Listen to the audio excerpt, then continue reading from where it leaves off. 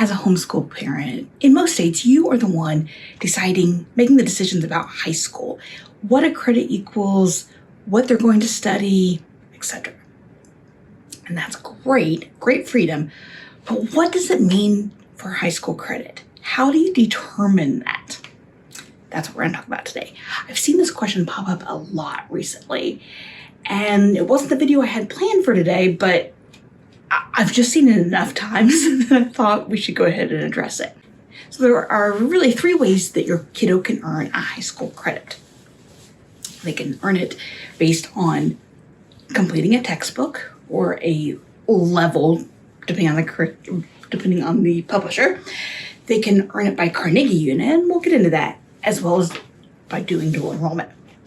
The most traditional way, the way you probably did it in school, the way I did in high school, was when you completed a textbook in high school, whatever your high school, U.S. history book, your world history book, Algebra 1, that was a unit or a credit, right? Same thing goes with your high school homeschooler.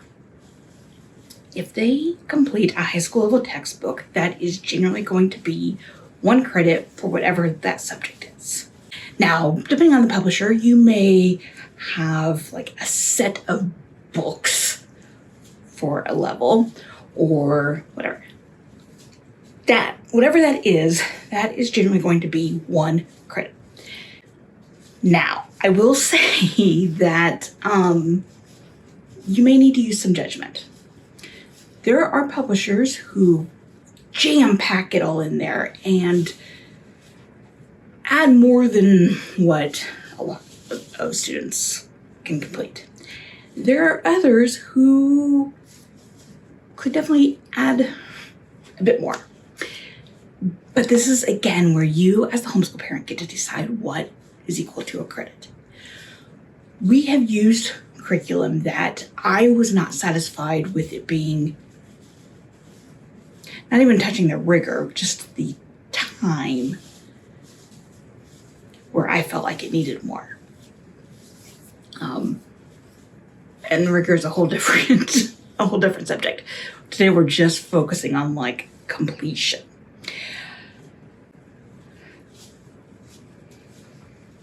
Now, does that mean you have to finish every problem and every chapter and every section? No. Did you do that in high school, middle school, elementary school? I don't think I ever completed one. The general guideline here is about 80% of a textbook. Now that might mean you do every problem and read every section for the first 80%, or it may mean that you do all the chapters, but only 80% of the problems, whatever. This is your decision. But roughly you want your kiddo to complete about 80% of a textbook at least in order, or the level, whatever it is, in order to call it credit, 1 high school credit. Now the next method, which is the one I use a lot because I put together a lot of our own high school curriculum, it's called the Carnegie Unit. This dates back to the early 1900s when it was developed, and it's been revised a little bit here and there, but it did kind of come from research. But essentially, 1 high school credit is equal to about 120 to 180 hours worth of work.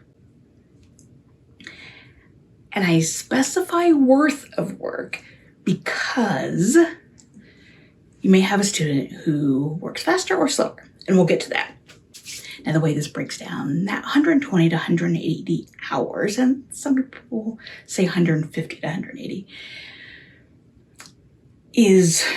equals 1 high school credit. And those are generally going to be your core classes, your history, literature, science, math, those. And then half of that would be a half credit. And those are generally going to be your elective courses. And that might sound like a lot of hours, but when you break it down, for the 120 to 180, that means that your kiddo needs to work 45 minutes to an hour, 5 days a week. And that's generally what you're going to do for your core classes.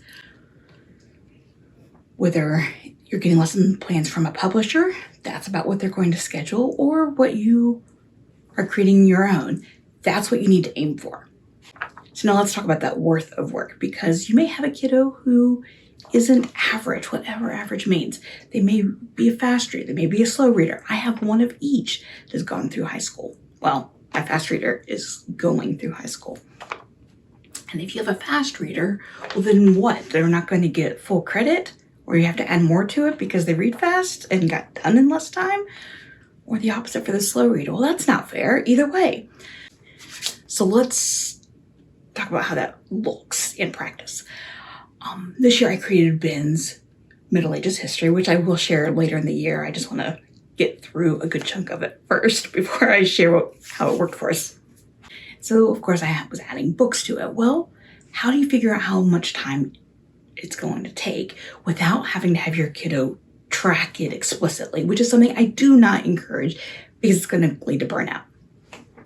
Unless there's a particular reason for your homeschool to carefully track that, you don't need to do that. Back to his books. So he is an avid reader, loves it. That's his preferred learning method. So when I would choose a book, my first step was to look at an audiobook version of it, if there was one available. Whatever length that was, that's what I counted it as. So if he was listening to the audiobook and it would take 6 hours to read it, then I counted for 6 hours. Even if it takes him 4 or whatever, I'm giving him 6 hours credit of that because that's how long it's worth. Like, that is its worth. Now, on the other hand, when I had Elizabeth, who was a very slow reader, I had to use my judgment, because a book that might take 6 hours might take her 8 hours or 10 hours of reading. Well, then, it gets skewed.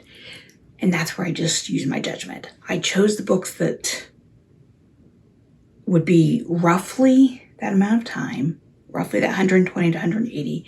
If I aimed for more of 120 to 150 range for her, I knew it would be closer to 150 to 180 range for her. And so that's just what I did. That was my accommodation for my kiddo. How you might want to approach it is going to be up to you. Now, dual enrollment. This is something that I would highly suggest that you do if it's going to work for your student. And I think I did a video about dual enrollment and why. If not, if you want to know more about dual enrollment, how to do it at home, whatever, let me know down there. So generally speaking, a core class at a college level is going to be 3 or 4 credit hours, taken over one semester. But that one semester is equal to a high school year-long course. So if your kiddo takes History 101 at the community college, that can, their U.S. history, that can be a full high school credit. Okay, some people get confused and think that it's only a semester. No, that is a full year. Now, what if you have a class that's a 1 or 2 credit hour, like a speech class or an introduction to college class or one of those? Generally speaking, those are going to be a half credit course. So to summarize that, a 3 or 4 credit college level course is 1 year-long high school credit. A 1 or 2 credit course at the college level is a half credit course for high school. Now, a lot of 4 credit courses are a science with a lab, and that extra hour accounts for the lab time, in which case you may want to assign 1.5 credits for your kiddo, and that is completely fine because they are going to be doing extra work. But again, this is where you're going to need to use your judgment.